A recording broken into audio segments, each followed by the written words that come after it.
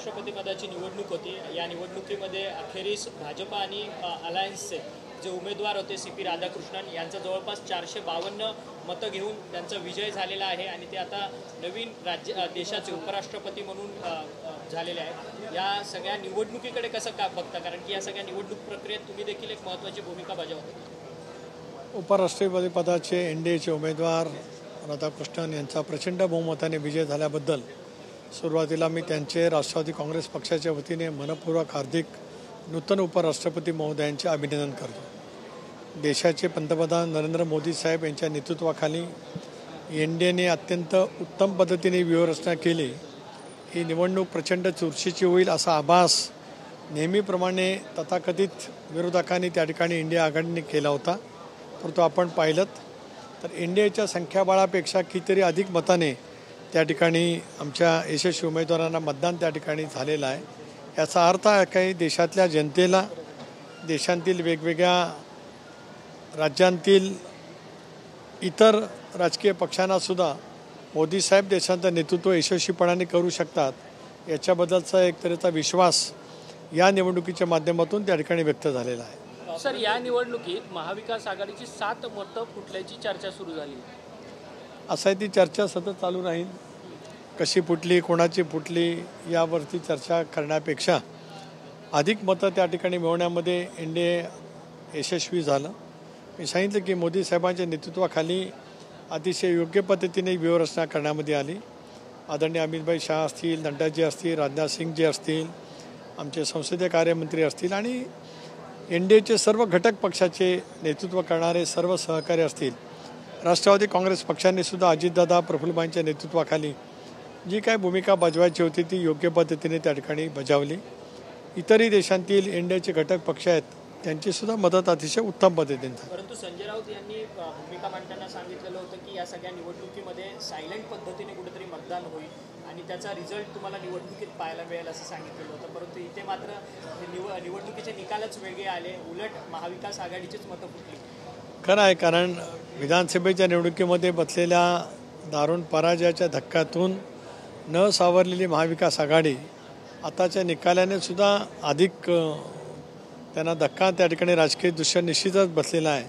पण वेगवेगळ्या पद्धतीचं भाकीतं करत काहीतरी सनसनाटी बोलण्याच्या जी काय प्रवृत्ती अलीकडच्या कालावधीमध्ये राजकीयदृष्ट्या वाढलेली आहे त्याला योग्य पद्धतीची चपराक आजच्या निवडणुकीच्या निकालाच्या निमित्ताने मिळालेली आहे। सर, छगन भुजबळ यांनी आज मुख्यमंत्र्यांना जवळपास 8 पानी पत्र लिहिलेलं आहे। समता परिषदेकडनं ते पत्र देण्यात आलेलं आहे। या सगळ्या पत्रामध्ये त्यांनी उल्लेख करताना सांगितलं की हा सगळा जो काही शासन निर्णय काढण्यात आला आहे तो एकंदरीतच संभ्रमावस्थेत टाकणारा हा निर्णय आहे, तो एकंदरीतच रद्द करावा किंवा त्यात बदल करावी अशी मागणी मुख्यमंत्र्यांकडे त्यांनी केली। मी वारंवार म्हणत आलो की छगन भुजबळ साहेबांची राजकीय कारकीर्द ही नेहमीच या OBCच्या चळवळीसाठी त्यांनी झोकून दिल्यासारखं काम त्या ठिकाणी केलेलं आहे। त्यामुळेच त्या संदर्भातला काही अभ्यास करून त्यांनी माननीय मुख्यमंत्री महोदयांना पत्र दिलं असेल। शेवटी या साऱ्या गोष्टीचा विचार माननीय मुख्यमंत्री, दोन्ही उपमुख्यमंत्री नक्कीच करतील। मराठा समाजाला आरक्षण मिळालं पाहिजे, राष्ट्रवादी काँग्रेस पक्षाची भूमिका सुरुवातीपासून होती, पण ते आरक्षण देत असताना OBCच्या आरक्षणाला धक्का न लावता ते दिलं गेलं पाहिजे ही भूमिकासुद्धा पक्षाने अधिकृतपणाने त्या ठिकाणी मांडलेली होती। आता निघालेले GR, त्याच्यातून होणारे OBCच्या आरक्षणाचे परिणाम याचा अभ्यास मी काय पूर्णपणाने केलेला नाही। भुजबळ साहेबांनी जे काही पत्र दिलं ते काय पूर्णपणाने माझ्या भाषणात आलेलं नाही, परंतु माननीय मुख्यमंत्री महोदयांनी सुद्धा मला असं वाटतं काल परवा वार्तालाप करत असतानाच या आरक्षणाच्या संदर्भातली त्यांची स्पष्टपणाची भूमिका मांडलेली आहे। सर, सोलापूरचे जे जिल्हाधिकारी आहेत त्यांनी अंजना कृष्णा यांनी केलेली कारवाई योग्य असल्याचं एक खुलासा केलेला आहे, कारण तिथे बेकायदेशीररित्या कुंडू गावामध्ये काय मुरुम उपसा सुरू होता। एक असं आहे की या संदर्भामध्ये राष्ट्रवादी काँग्रेस पक्षाची अधिकृत भूमिका प्रदेशाध्यक्ष म्हणून मी मांडली, राष्ट्रीय अध्यक्ष तथा उपमुख्यमंत्री अजितदादांनी सुद्धा ट्विटरच्या माध्यमातून मांडली, कार्याध्यक्षांनी सुद्धा मांडली। ठीक आहे, शेवटी 2 बाबी त्याच्यामध्ये येतात। ही महसुली कारवाई आहे।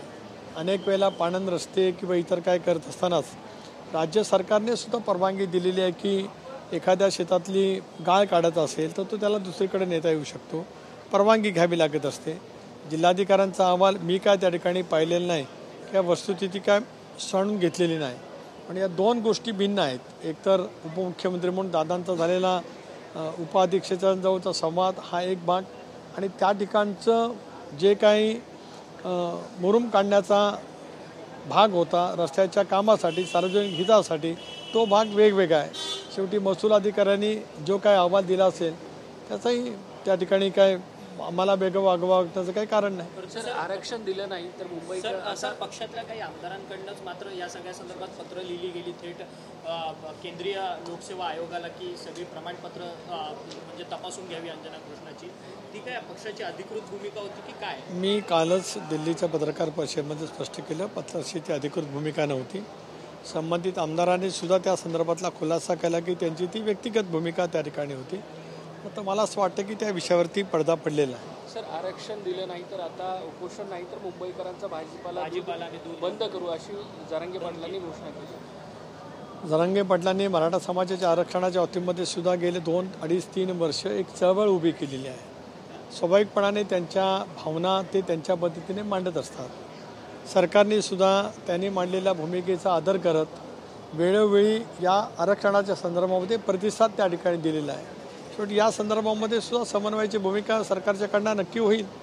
सर, आमदार महेंद्र दळवी यांनी पुन्हा एकदा तुमच्यावरती टीका केली. ते बोलताना असं म्हटले की अंजना कृष्णाच्या संदर्भात जो काही प्रकार अजित पवारांनी केला आहे तो निंदनीय आहे आणि त्याचं समर्थन जर सुनील तटकरे करत असतील तर ते योग्य नाही, अशा पद्धतीची भूमिका. एकतर अशा पद्धतीच्या वक्तव्यांना मी फारशी दखल त्याची घेत नाही. या संदर्भातलं जे काही भाष्य करायचं असेल ती पक्षाचे प्रवक्ते आणि त्या जिल्ह्यातील प्रवक्ते नक्की त्या ठिकाणी करतील. रायगड जिल्ह्यातल्या जनतेला आणि महाराष्ट्राला अजितदादा काय आहेत आणि सुनील तटकरे काय हे माहिती आहे. कुणी आम्हाला फारसं शिकवण्याची आवश्यकता आहे असं मला काय वाटत नाही.